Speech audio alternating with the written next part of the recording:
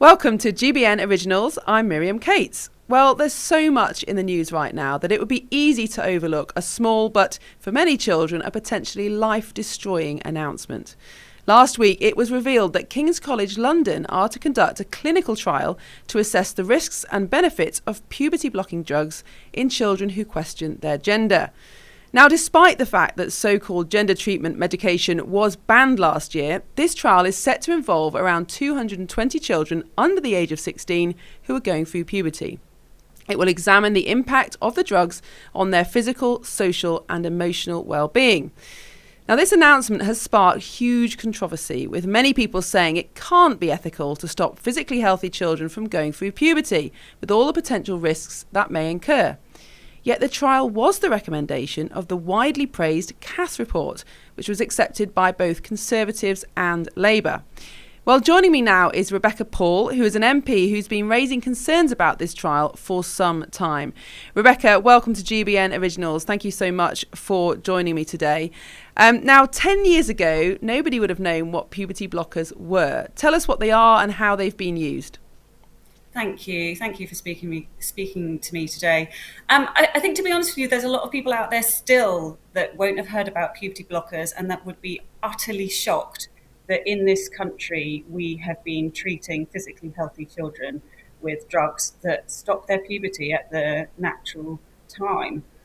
These have been used in what a lot of people refer to as gender affirming care. So when a child presents with gender distress, where they are uncomfortable with the sex they were born, they go through to the Tavistock in over the last 15 years, and puberty blockers is one of the ways they've been treating them. And they talk about it as essentially a pause. It's to allow the child to take that pause and think about what they want. But in reality, what we see isn't a pause. So these children quite often go on to take cross-sex hormones and then have surgeries. It essentially puts these children on a lifelong pathway of medicalisation. And I think it's really important for people to understand this stops a child going through natural puberty. This means as they get older, they are going to have impaired sexual function, fertility. It's going to impact how they form intimate relationships. And when we look at the research, there are also indications that it affects brain development, because puberty is much more than just the development of sexual characteristics. It's about your brain. It's how we grow up. And it's a really important natural process that we go through. So to interfere with that, to my mind, is just, it's utterly barbaric. It's shocking. It's monstrous. I'm utterly shocked that we even used these drugs at any point. I very much welcome the fact that they're banned now, but to now do a trial on 226 physically healthy children, it's abhorrent. So these children are what are called gender questioning. So they might think, let's say there's a girl who thinks that she should have been born a boy. And often these children have other factors. So they might be same-sex attracted or autistic, or they're overrepresented children who have been brought up in care, for example. Why are they being told that preventing puberty might be an answer for them? That's exactly right. So it's actually a really vulnerable cohort of children that ends up going through this process. So as you said, same-sex attracted children quite often end up in this cohort. And when you look at some of the studies, it's as much as 89% of these children would grow up to be same-sex attracted. And at the Tavistock, the anecdote was that people were joking that there would be no gay children left at this rate. To my mind, this is modern day gay conversion therapy. Yet you've got all the progressives out there arguing that this is somehow progressive, that when a child is uncomfortable with their biological sex, that somehow we should change their body to fit their mind rather than the other way round. And when you also take into account that those children that would grow up to be same-sex attracted, they might well be struggling with their own sort of internalized homophobia. or even pressures from outside, from family, from friends. So the answer isn't to say, well, because you're attracted to the same sex, we're going to change your body in a way that actually is going to negatively impact your health and your well-being and your ability to actually form and have sexual relationships when you're older. I mean, I find it utterly shocking in 2025 that is somehow considered progressive. And you are seeing groups like LGB Alliance talking out on this because it is impacting such a large cohort of actually mainly young lesbians. It's mainly girls that are getting impacted by that. And as you also say, children with neurodiversity, so autistic children, are massively overrepresented. And again, because they're probably a little more rigid in the way they look at gender stereotypes. And this is the damage that is done by gender stereotypes. This is actually, it's incredibly sexist to suggest that, if a boy likes pink, then maybe really he's a girl. No, he's a boy that likes pink, and that's completely fine. We don't want to see children pushed into these stereotypes. And you also mentioned as well, obviously looked after children. It's deeply concerning. Looked after children are massively overrepresented in this, which I think is an indication of vulnerability. These are children that are looking for identity and potentially, in a lot of cases, are traumatized. They've been abused. They've suffered in lots of different ways. So I think the thing we need to realize here is this isn't a bunch of non-vulnerable children. This is incredibly vulnerable children. And frankly, I'm really, really shocked that more politicians aren't talking about this. More people aren't talking about this. We should be protecting these children, not funneling them into a trial where we're going to experiment with them, and they will pay the price for this. It's their health, it's their well-being, it's their future relationships that are all going to be massively impacted. And I can tell you, I doubt very much the state will be there for them when they realise in 10, 15 years' time the detrimental impact this has had on them. So let's go back in time, because when the Tavistock Clinic was first opened, its policy with the children who were referred for gender dysphoria, so feeling uncomfortable in their own bodies, was to watch and wait, to monitor them. And they generally found, I think the vast majority of these children grew out of those feelings of gender dysphoria as they went through puberty. But then about 15 years ago, the treatment changed. They started using medication to delay puberty, these puberty blockers, supposedly to give children chance to think. Are those puberty blockers, though, as reversible, or is it just a pause, as the proponents have claimed? So absolutely right. So watchful waiting used to be the approach. And like you say, we generally see between 70 to 90% of children essentially grow out of the distress. So the best possible treatment for a child is just to wait and allow them to go through natural puberty. Now, there will be a small group, like I say, sort of, 10 to 30%.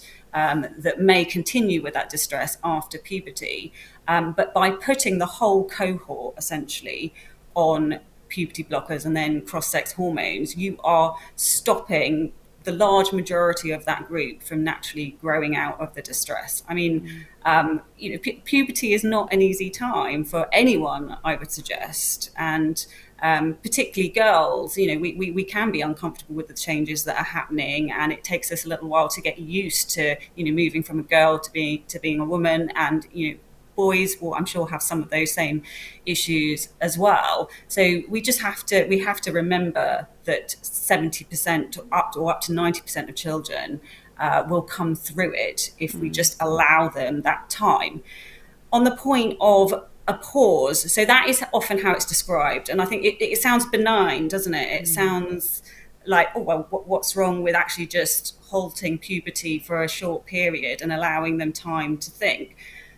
The reality, though, is that they aren't used for a short time. What tends to happen is that most of those children, almost all of them, go on to cross-sex hormones. So they never then go on to have their natural puberty. And cross-sex hormones have a huge impact on the bodies of these children, and it's completely irreversible. You will see, so girls, their voice will break. Their clitoris will grow, become larger. These are things that are all irreversible. And so we have to just realise that this is a pathway. So when you put a child onto puberty blockers, almost always they will go on to cross-sex hormones, and that will then potentially lead to surgeries as well. And once they're at that point, they'll need hormones their whole life, and there'll be all sorts of health issues that come about from that process. And these were physically healthy children. And so when it emerged that this is what had been going on at the Tavistock Clinic for over 10 years, whistleblowers had been shut down, when it became clear the scandal that had gone on and the Cass report revealed some of that evidence, there was outrage and the Tavistock was shut down, and these drugs were temporarily banned by the last Conservative government. And then, of course, that ban was extended by Wes Streeting, the Labour Health Secretary, when Labour got into power. So it seems completely inexplicable why, having now decided as a country, as a government, that these drugs are not safe for children, that it's not ethical to interfere with puberty in a perfectly healthy child, how have we got to the point then where we're now going to experiment on children again? I think that's a really good question, and I think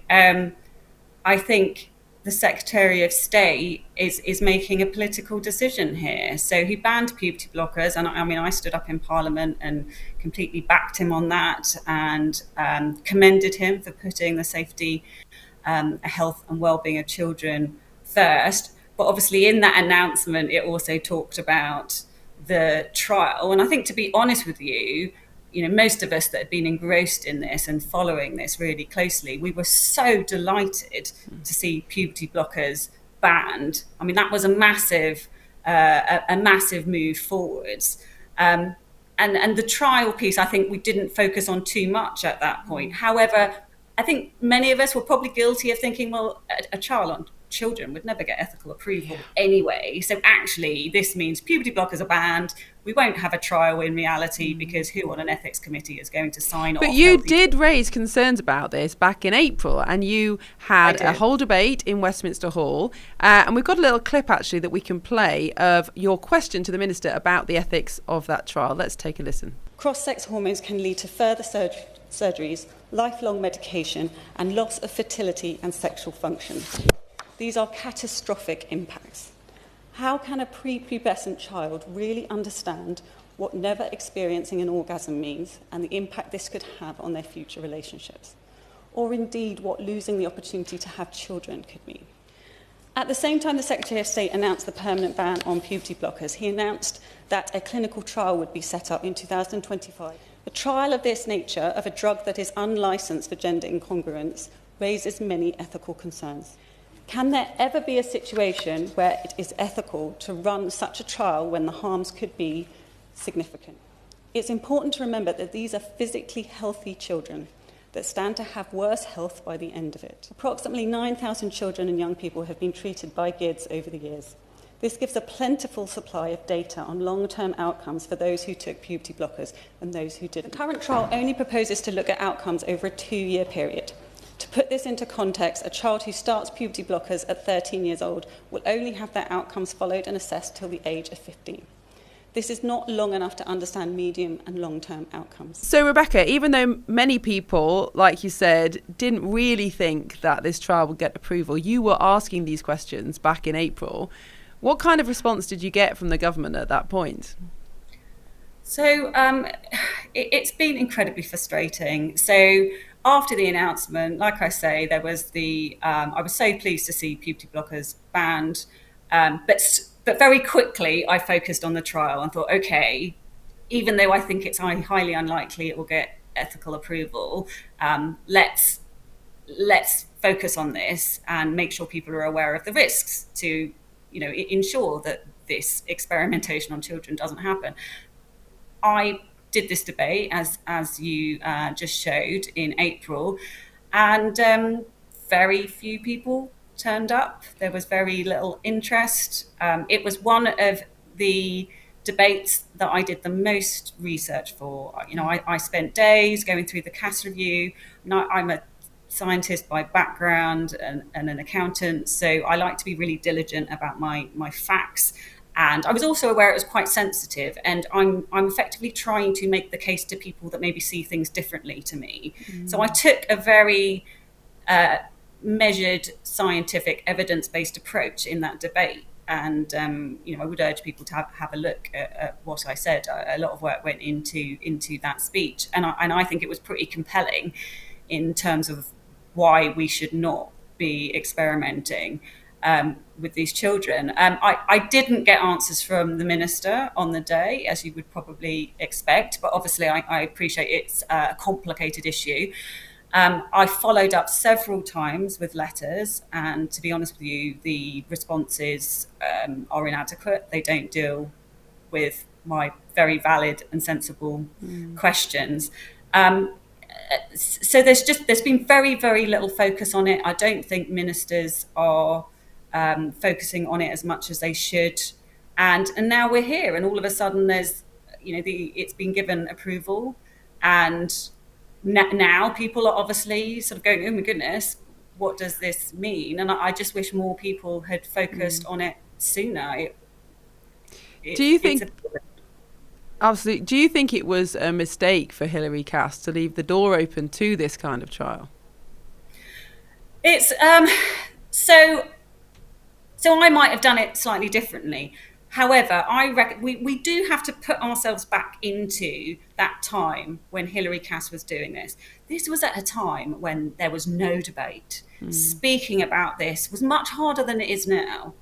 It's much easier for me to talk about these things now because of all of the great men and women that came before a few years ago. So back at the time, we have to remember that this was really, really toxic. I think Hilary Cass took a huge amount of abuse when she was doing this report. And like I said, when her report came out, I mean, it turned everything on its head. It was transformational because she had taken this real scientific evidence-based approach, and she had come out and said, there really isn't the supporting evidence, enough supporting evidence around the benefits of these things, and we really need to reconsider whether this is correct. So it was actually a really groundbreaking report. And I want us to always remember that she really changed and has improved, I think, our approach to this, and it has opened up the debate so that we can have this proper conversation. I think if you actually look at her recommendations, I mean, I'd be really interested to hear her perspective on it. But her recommendation 5, before she even got to the puberty blocker trial bit, her recommendation 5 was actually, do you know what? We've had 9,000 children go through the Tavistock, 2,000 of which have had puberty blockers. We need to do a data linkage study. We need to actually have a look. Let's go find these kids. Let's go have a look at outcomes, and let's see what we can learn from that. And that's a really common sense approach to take. And it's recommendation 6 where she then starts to talk about the fact that it would be useful to have more research supporting puberty blockers. But she also talks about cross-sex hormones as well. She also makes the important point that all of the children would need to consent and would need to be followed to adulthood. So although I wouldn't want to do a trial involving puberty blockers or cross-sex hormones, I'm not convinced what the government is pushing ahead with now correlates with her recommendation either. And I think we really need to be saying to ministers and the government, look, we need to do the data linkage study first. We've got 2,000 children. Go do the brain scans on them. Go look at their bone density. Go have a look at how they're feeling about things now, sort of 10 years on from taking these. How their relationships are. I think we could learn a huge amount from that. And if they have been as harmful as I suspect they've been, we may decide that clearly, a trial doesn't make any sense in light of the fact that we know there are significant harms. So you're saying that there is a cohort of people out there who may be in their 20s or even 30s now, who we could study to find out the long-term effects of puberty blockers, but instead, or as well as, is that still being attempted, we're going to take 226 medically well children, give them an experimental drug, and track them for how long?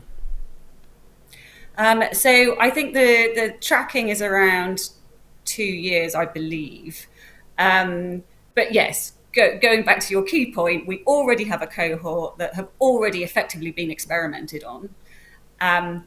But for some reason, the NHS, it's just been very, very difficult, I think. I think Baroness Cass struggled to get this data, this information. For whatever reason, people are being very shy about looking into the impact on these children, and that gives me great cause for concern, because there are many people out there that are absolutely convinced that puberty blockers are the right way forward. Well, prove it to me. Come and show me these children that took them, and show me how well they're doing now, and demonstrate to me that they're healthy and they're still happy with I say the choice they made. I don't think any child can choose that. I think it's inflicted on them.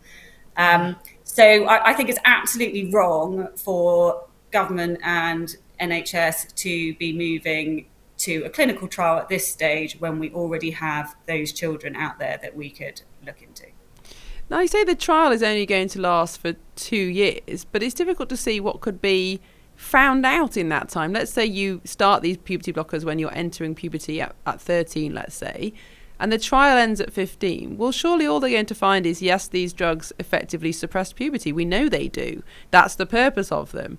But that's surely not going to give them the information they need about the long-term impacts of the drugs. Exactly right. So you're basically asking, the child is still a child at the point they definitely are still a child because they've not gone through puberty. At the point you're asking them whether this was a good idea. And as we all know, in reality, when you look at some of the detransitioners, it takes a longer period actually for the full ramifications of these medical approaches to come through. You look at sort of Kira Bell. Obviously, she's been incredibly brave about talking about the impact on her body and her life. And the other piece we have to remember as well, and you have to put the whole broader context here. So these children have been surrounded in gender identity. They've been taught it at school. They've been told how stunning and brave they are when they come out as trans. So if you think, a 13-year-old starts puberty blockers and at 15 you assess how they're feeling about life, they're probably still going to feel pretty good at that point. But it's the wrong point to be assessed. Fine, assess at that point, but you need to now assess further down the line as well, and also look at their health impact as well. It seems to me like that the trial, if you were going to have a trial, and I don't think we should have a trial, I think it's abhorrent to have a trial, but if you did have a trial, it has to be really well designed so that actually what you get out of it is a clear indicator of whether or not there is benefit or harm from these drugs. And just asking children after 2 years how they feel is not going to give you the answer. So my worry, and I say this a little bit, I still need to go through the detail of it. My worry is that if the trial isn't designed correctly, you will end up with a trial that essentially says, yeah, it's all fine. And we end up with puberty blockers being prescribed and handed out like sweeties again. I just really think we need the adults in the room here, and everyone just needs to step back. Everyone needs to step back and just remember this is taking, as you say, Miriam, physically healthy children and stopping them from going through puberty. I mean, it just beggars belief to me that anyone could think that this was a sensible or beneficial thing to do for most children. Do you think we've become over-reliant on the so-called the science or evidence? I mean, of course, evidence is important. Like you, I have a scientific background. Of course, I understand how important correct experiments are and the data we can draw from those. But is this really a scientific question, or is it actually just a moral one? Would previous generations have been more confident in just saying this is wrong rather than trying to defer to the evidence? I think it's a really good question. So as a scientist, as someone who's always been really logical, I've always put huge weight on evidence and taking an evidence-based approach. But now, as I'm starting to deal and wrangle with lots of these different issues, I am actually fast learning that your judgment and your gut on certain things is actually quite important too. So, for example, because you could say, okay, someone with knee pain, one way to deal with that knee pain is to chop their legs off. Shall we do a clinical trial Yes. to see the benefits and the harms of chopping someone's legs off? And yes, would it stop the knee pain? Absolutely. Yes, So that's this a is very this good is analogy. the absurdity of the situation we're in. So I think you're absolutely right, and it sort of pains me as a scientist to say it, but actually sometimes you just have to stop and step back and go, okay, what actually is the right thing here?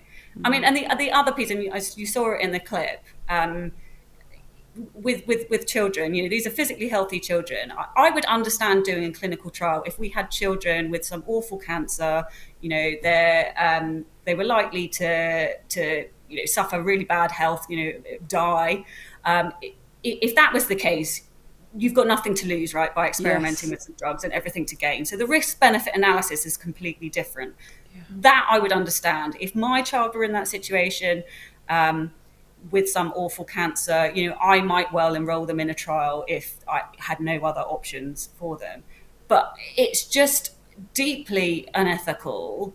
I think it's monstrous to take physically healthy children, and as we said, 70 to 90% of them would grow out of their distress if just left alone. But to take that cohort, stop their puberty, put them on a pathway where they then take cross-sex hormones and irreversibly change their body, and basically deny them that sexual function, those intimate relationships, the chance to have children.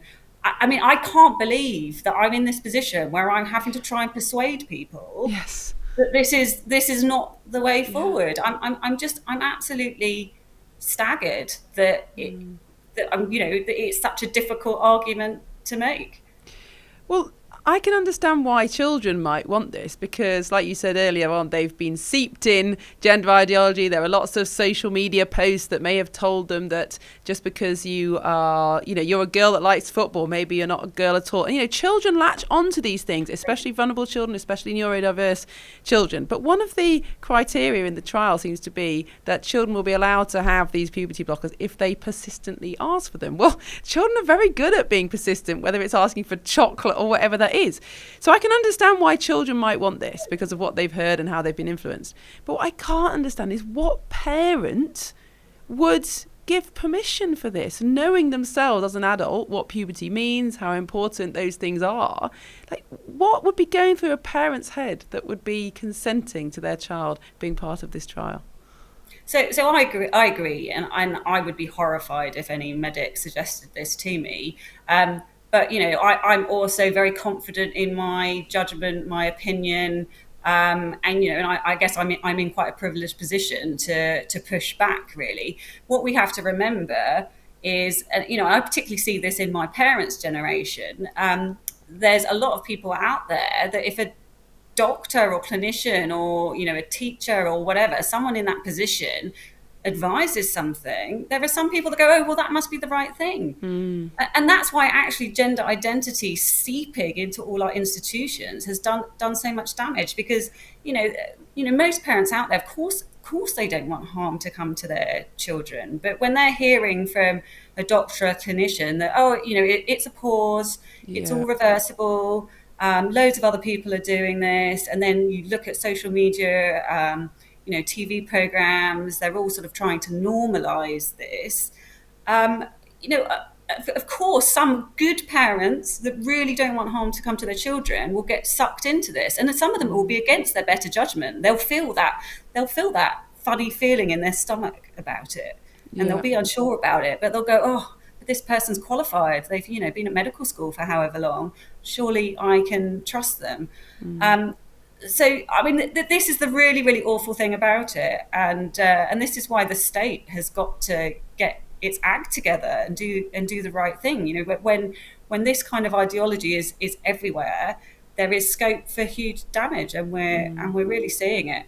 And the other thing we need to remember as well is there's a lot of money in this. So, healthy child. Hopefully will go through their life and not need too many health interventions. You put an 8 to 9 year old on puberty blockers. So say Tanner stage 2, so one of the, just when you're starting out on puberty, that child is then going to be medicalised for the rest of their life. They're going to be on, they're going to be on puberty blockers for, God knows how long. Then they're going to go on to cross-sex hormones, which they will have to take constantly. And then there will no doubt be all of the other issues that come about. They may have surgery. Oh, absolutely, have surgery. And if you think about girls when they go on to testosterone, I mean, it's really sad that we now know some of the ramifications of this, but testosterone is really terrible for a woman's reproductive system. Quite often girls end up with terrible cramps. They end up having to have an hysterectomy because it's just painful. And you see with boys sort of, a trophy of the testicles. Again, estrogen is not hugely compatible with a male reproductive system. So it just has these, really awful ramifications. And there's some money in this to be made. Yes, honest. You've created the healthcare companies, or I say healthcare companies, perhaps that's a misnomer, but they've created a lifelong client. Exactly right. And and these children's brains, they don't develop either in the way that your brain does through puberty. I mean, I think there are even indications that your IQ can be impacted, and how your brain just develops. The fact that we don't know these things should mean we don't even consider giving these things to children. I mean, the onus is less on me. I'm saying, look, I think there's harms with these things. I'm really worried about it. Those people who really want to give children puberty blockers, the onus is on them to demonstrate there are no harms with this thing. And you'd think that the way they would choose to do that would be a data linkage study, like you say, find the children who are now adults who've been through it, prove, if they're right, that there have been no adverse effects, and then, we're in a different position. But for some reason, they're not doing that. Yeah, now, you said that... Sorry. No, go on. I was going to say, so you've been raising the alarm in Parliament. You've said that you can't understand why there isn't more outrage about this. Are there other MPs in Parliament who are speaking up on this? Are they cross-party, or is it just within the Conservative Party? Yes. So I don't think there's enough outrage about it, and I understand that there's lots of things to be outraged about at the moment. But I think I'm a mum of 3, so I think that's why I particularly feel it deeply. And I'm someone as well. I'm sort of live and let live. With adults, if adults want to do certain things, as long as they're not vulnerable and there's safeguards. I'm pretty relaxed on that front. It's just when we're talking about children, I think they're really vulnerable, and it's really important that we protect them. Yes, there are other MPs talking about this. So Rosie Duffield is, very, very passionately against this puberty blocker trial. Me and Rosie work together on a lot of things. But actually, yes, there are MPs across all the parties. So, I'm working with Labour MPs, Reform, Independents, really just the Lib Dems and the Greens that they tend to cheer this stuff on, I'm afraid. But yeah, there is concern about it cross-party. But we need to make some noise, and actually this is where the media comes in as well. So one of my frustrations, and obviously we've seen all of the BBC stuff recently, the media needs to take some responsibility for this as well.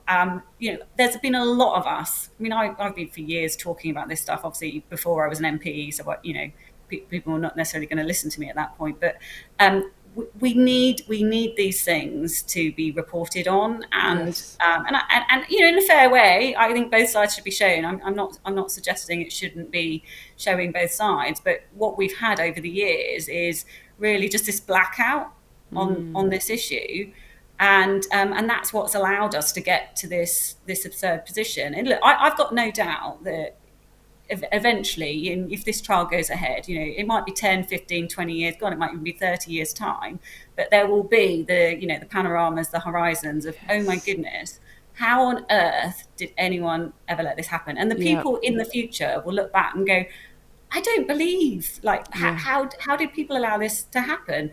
I mean, this has been really eye-opening for me, because I just thought, okay, I'll just explain to people why this is deeply concerning. You know, healthy children, children that grow up to be gay, they're autistic, traumatized, looked after children, they grow out of the distress most of the time if you just leave them alone. And actually, and all of these drugs are absolutely awful for them. I thought people would listen to me, but it's amazing how few people want to listen. You've got the people that just are completely opposed, and I guess I understand that. But then you've also got the people that do agree with me, but probably don't really want to talk about it because it's uncomfortable and it's difficult, and you get abuse. I mean, I get some abuse for saying what I think is a very sensible thing. But I'm afraid, I don't really have much sympathy for that. I'm just, do you know what? Silence is complicity. We are about to have 226 children chemically neutered. I'm sorry, if politicians, they're in the privileged position to be in the House, they need to be standing up and, saying whether they agree with it or they don't. No more sitting on the fence. And is there anything legally that can be done to stop it? Are there any legal challenges? Could the Secretary of State say it shouldn't go ahead? Does he have the legal power to stop it? So I don't know the question to that. So I think judicial review can take place, and I believe Keira Bell is looking, who's a detransitioner, is looking to do a judicial review along with James Esses. So it'll be interesting to see what happens there. And I'm not a lawyer, so I don't know how likely that is to be successful. In terms of the Secretary of State, again, I'm a new MP, so I'm not quite sure how all of these things work. However, he's a Secretary of State for Health. I would have thought if he wants to stop it, he could stop it. And he might need to change the law to do that, but hey, we're in Parliament. It's got some good news on that. We can change the law. And there would be no end of support for that. So I'm of the view, even if he technically couldn't stop it and could argue that it sits with some other responsibility, he surely could if he wanted. And put a piece of legislation in. And people watching this interview who feel as passionately as you and I do, is there anything they can do as individuals to raise awareness or get this stopped? So I think definitely write to their MP and ask them to speak up on it. I mean, it's the only way that we potentially will put a stop to this. We have got to just make as much noise as possible. And my plea to various media and newspapers is please report on it. Whether you agree with it or not, report on it so that it gets a fair hearing, essentially, rather than it ending up just happening and people going, well, I didn't know about this. But yes, I would definitely urge people to write to their MP. Well, Rebecca Paul, thank you so much for shining a light on this incredibly important issue. And if you do feel strongly about this, as Rebecca does, please do write to your MP. Encourage them to raise their concerns with the Health Secretary in Parliament and in the media. And thank you for joining me, Miriam Cates. You've been watching 2GBN Originals.